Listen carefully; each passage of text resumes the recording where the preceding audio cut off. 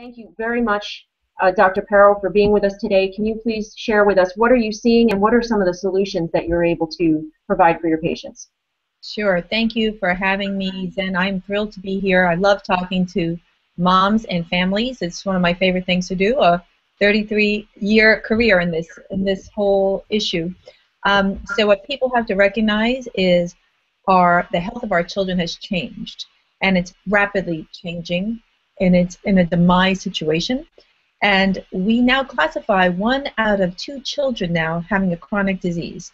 So it's not just my clinic or my area or the state of California. It's a U.S. problem, and now what we've learned, it's an international problem.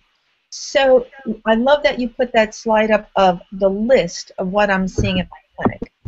So what I am witnessing is, first and foremost, is a rise in food allergies and digestive issues.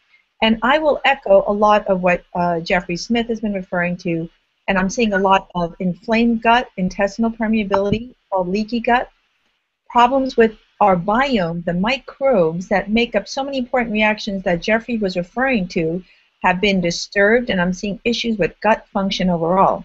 If there are issues with gut function in kids, what that then leads to is secondary functional issues with their immune systems, with kids who are getting sick all the time and can't kick out routine infections such as colds, coughs, ear infections, the routine simple things kids get all the time.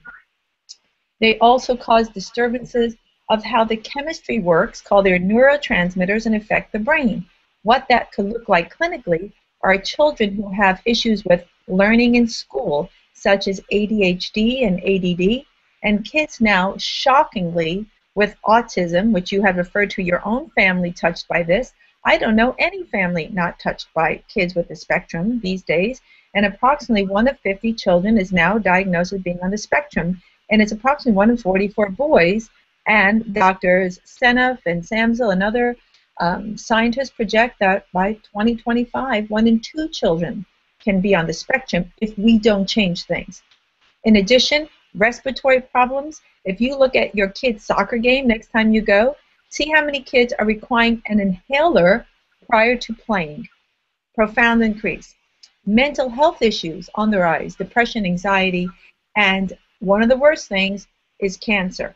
Also on the rise, based on science, on statistics, and we all know now, especially those of us who follow the GMO movement, that glyphosate, the stuff in Roundup, we've been talking about it all day, has been labeled by the World Health Organization as a probable carcinogen.